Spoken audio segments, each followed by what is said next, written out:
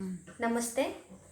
मैं डॉक्टर मृगनयना सोनवणे जाधव एक आयुर्वेदाचार्य हूँ, practicing general physician, panchakarma centre and beauty clinic since last 5 years।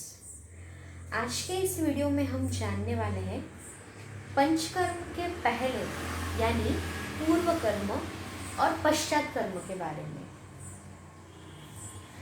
और वह करना क्यों आवश्यक है इसके बारे में हम डिटेल में जानने वाले हैं। तो इसके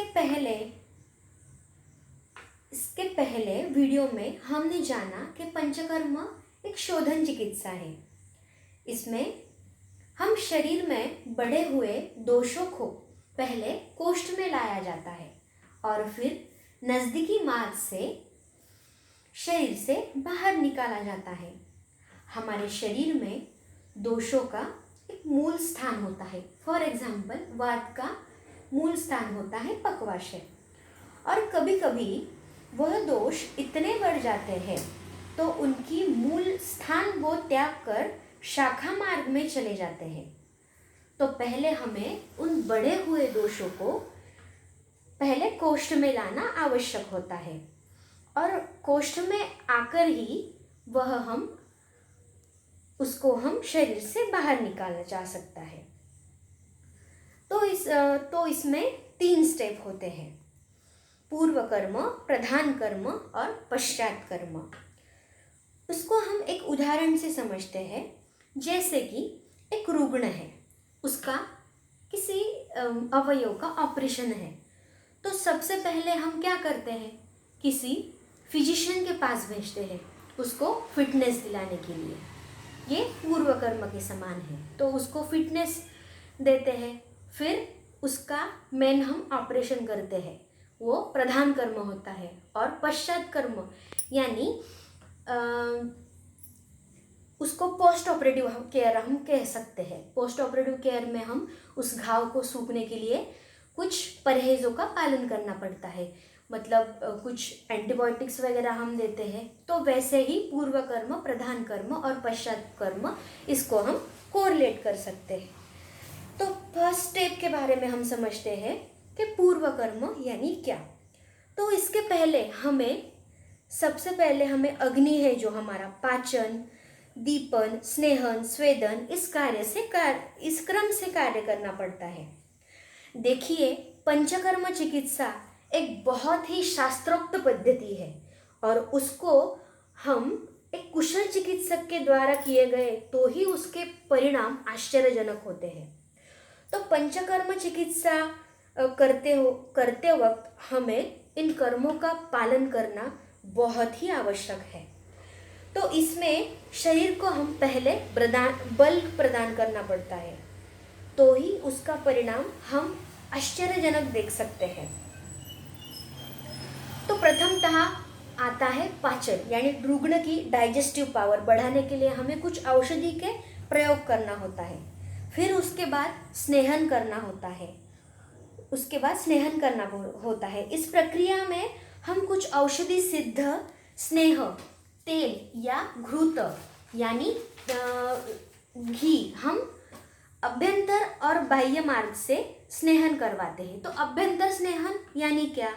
इसमें हम बीमारी के लक्षणों के अनुसार तेल यानी औषधि सिद्ध तेल या घृत यानी घी हम पीने को देते हैं, और धीरे धीरे उसकी मात्रा बढ़ाई जाती है। फिर उसके बाद हम बाह्य स्नेहन करते हैं। बाह्य स्नेहन यानी क्या? शरीर को बाहर से औषधि सिद्ध स्नेहों से हम मालिश करवाते हैं, यानी हम अभ्यंग करवाते हैं। उसके बाद हम उस रुग्ण को स्वेदन देते हैं, यानी स्टीम दिया जाता है।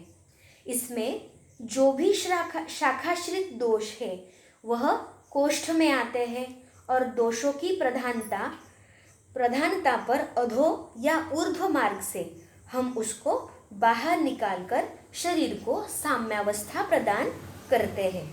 यह होता है पूर्व कर्म। उसके बाद आता है प्रधान कर्म। प्रधान कर्म यानी इसमें हम विधिवत जो वमन, विरेचन, बस्ती, नस्य, रक्तमोक्षण, ये जो 5 हमारे मेन पंचकर्म है उसकी विधि हम करवाते हैं। उसको हम डिटेल में जानेंगे नेक्स्ट वीडियो में। और अब हम समझते हैं कि प्रधान कर्म के बाद प्रधान कर्म के बाद आता है पश्चात कर्म। पंचकर्म करते समय अग्निमांद्य उत्पन्न होता है, यानी हमारी जो डाइजेस्टिव पावर होती है वो कम होती है। तो हमारा जो पाचक अग्नि है वह मंद होता है, और उसको प्रज्वलित करने हेतु हमें खाने के बारे में कुछ पथ्य का पालन करना होता है। उसे हम संसर्जन क्रम कहते हैं। इसमें हम अन्न पदार्थ और अन्न की मात्रा धीरे धीरे बढ़ाते हैं, और इससे हमारा पाचकाग्नि यानी हमारा डाइजेस्टिव पावर उत्तम तरह से प्रज्वलित होता है, और फिर हम रुग्ण को नॉर्मल डाइट पे लाते हैं। इसके साथ ही हमें और भी सावधानियां बरतनी पड़ती है, जैसे कि जोर से ज़्यादा बोलना नहीं है, ज़्यादा घूमना फिरना नहीं है, प्रवास नहीं करना है, दिन में सोना नहीं है।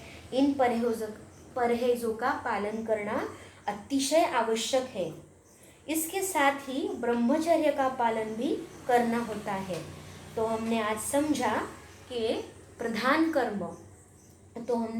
कर्म के साथ साथ पूर्व कर्म और पश्चात कर्म ये भी बहुत ही आवश्यक होता है, तभी पंचकर्म के जो परिणाम है वो बहुत ही उत्तम तरह से आता है।